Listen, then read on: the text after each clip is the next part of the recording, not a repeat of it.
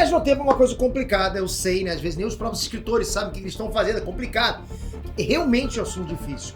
E o Sam tá entrando cada vez mais de cabeça em Viagem no Tempo, desde o Ultimato até agora, na segunda temporada de Loki. Então, se você quer saber como é que tinham linhas do tempo alternativas em Ultimato, se você quer saber se foi inútil o Capitão devolver as joias, ou se você quer saber como é que a TVA criou aquele que permanece e não o contrário, só assiste esse vídeo, que eu tenho certeza que vai tirar várias das suas dúvidas mais bizarras sobre Viagem no Tempo no Sam. Vamos começar.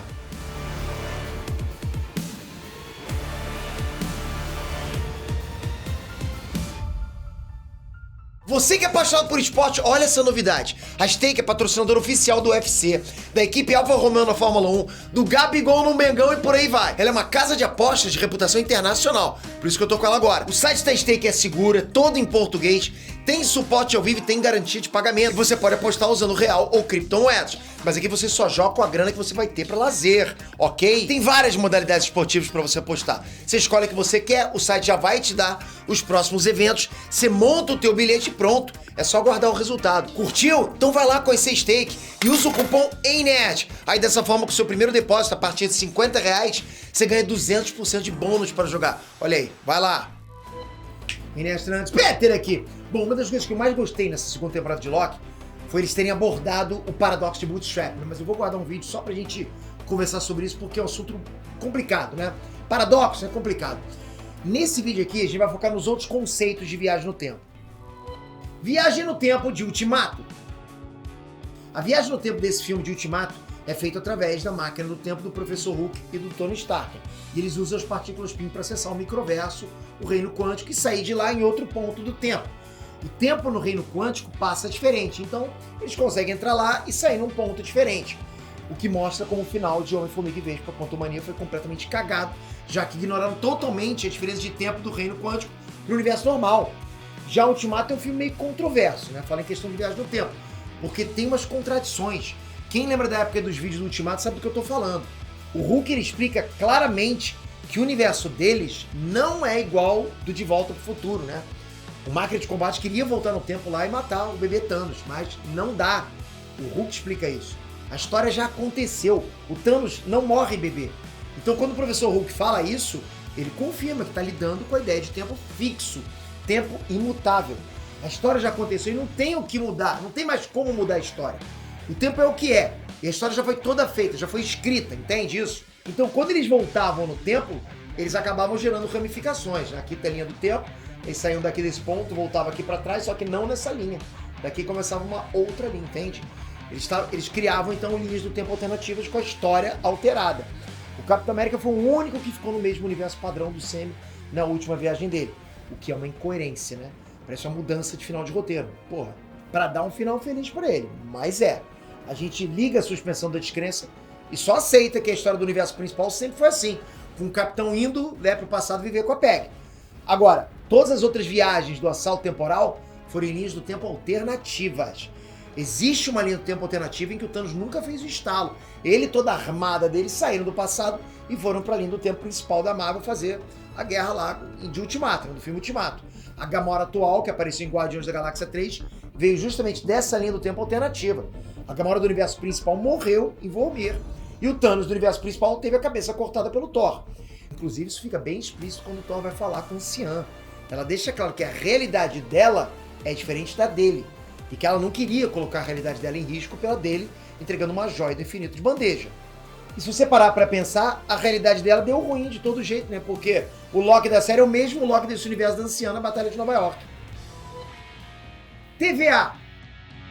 A Anciã tava com medo de entregar a joia do tempo e não ter a joia pra lutar contra as forças do mal na linha do tempo dela.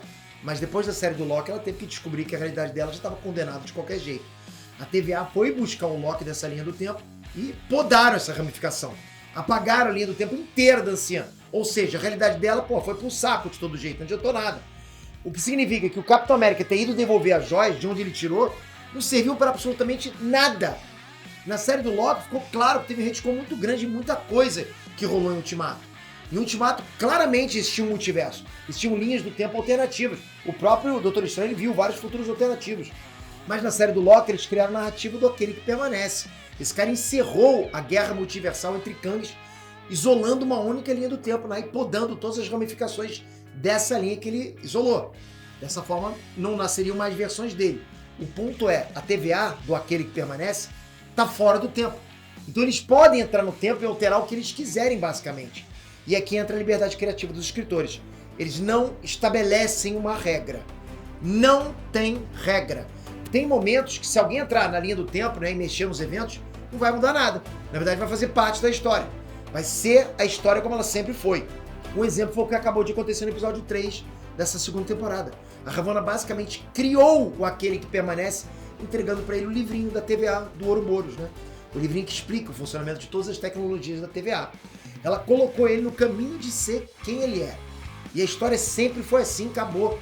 Mas ao mesmo tempo tem outros momentos que os agentes da TVA falam que você não pode interagir muito na linha do tempo sagrado. Se você fizer isso, você cria eventos nexos e você gera ramificações. Inclusive, para se esconder da TVA, a Sylvie teve que se esconder na linha do tempo sem gerar eventos nexos, sem gerar ramificações. Então ela teve que ficar se escondendo em apocalipses. Justamente porque eventos apocalípticos matam todo mundo que está no ambiente.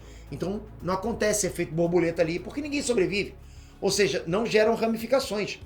O Loki explica isso pro Mobius no segundo episódio da primeira temporada, né? Aquela cena hilária que ele tá com um monte de tempero no suco da salada do Mobius. O ponto que eu quero chegar aqui é que essas duas opções que eu falei agora ainda estão inclusas no conceito de tempo fixo ou tempo imutável, né? Que não muda nunca. Se você entra no tempo e mexe em alguma coisa lá, altera alguma coisa, mas na verdade o que você fez sempre tinha acontecido, sempre havia acontecido, então é tempo fixo. O Aquele que Permanece desde sempre ele tinha recebido o livrinho com as tecnologias da TVA quando criança. A história sempre foi assim. Isso tinha que acontecer e vai continuar acontecendo sempre. E se você gera um evento Nexus, ou seja, você gera uma ramificação, quando as coisas mudam de caminho, elas se transformam numa linha do tempo alternativa, isso significa que a linha do tempo principal continua fixa e imutável também. Não mudou, aqui ó, continuou imutável. Deslizamento temporal. O deslizamento temporal, né, o time slipping que o Loki estava tendo no início dessa segunda temporada, mostrou pra gente outro conceito de tempo diferente dentro da TVA, o tempo fluido. O tempo fluido é o oposto de tempo fixo. Ou seja, se você viajar no tempo e mudar alguma coisa no passado, isso altera o futuro no exato momento que você foi pro passado e mudou tudo. O Loki fez isso conversando com o Obi no passado. Uma coisa que o Obi não tinha segundos antes, ele passou a ter depois que o Loki voltou no tempo e pediu para ele construir. O tempo estava mudando simultaneamente no passado e no futuro da TVA, ao mesmo tempo.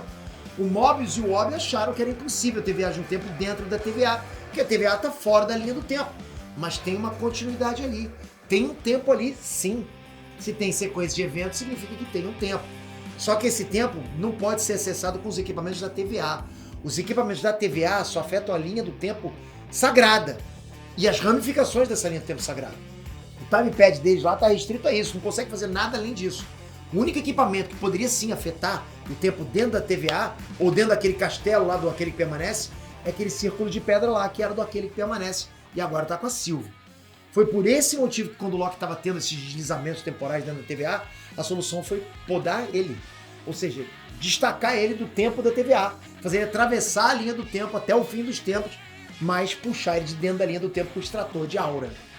Enquanto o Loki tivesse tendo problemas temporais dentro da TVA, não tinha nada que eles pudessem fazer.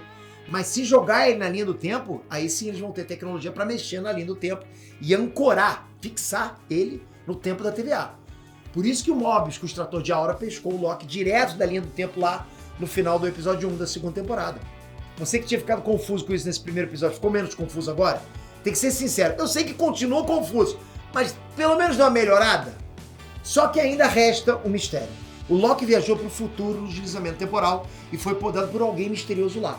Provavelmente por alguém que nem sabia que estava fazendo um favor para esse Loki do passado. Mas e aí, quem que você acha que podou o Loki no primeiro episódio? Ravonna? Victor Timely? Manda nos comentários e lembra também que nos próximos episódios a gente vai acabar chegando nesse futuro que o Loki tinha deslizado quando ele foi podado. E fala pra mim, galera, o que vocês estão achando de como o Sam tem abordado Viagem no Tempo? Você tá achando complexo? Vocês estão curtindo? Estão exagerando? Comenta aqui e não esquece, se puder, ajuda a gente no IBEST. Um votinho, galera, um votinho. Se puder, os 6 que tá aqui embaixo, nossa, a gente consegue. Eu tô achando que a gente vai levar isso pra casa e essa fã é muito unida. Obrigado por isso. Vocês, eu só desejo em triplo, em quadro. Realmente, eu desejo do fundo do meu coração que você tenha tudo de bom que você faz por esse canal. Mesmo que você não tenha votado, porque você já assistiu até aqui. Tamo junto sempre. Toca aqui, se inscreve no canal, ativa o sininho. Ativa o sininho que, pô, tem que estar com o sininho pra você não ser um nerd, não casca grossa. Você tem que ser nerd, casca grossa, ficar informado do que tá acontecendo. Aí sim. Valeu, galera. Fui! Uhul!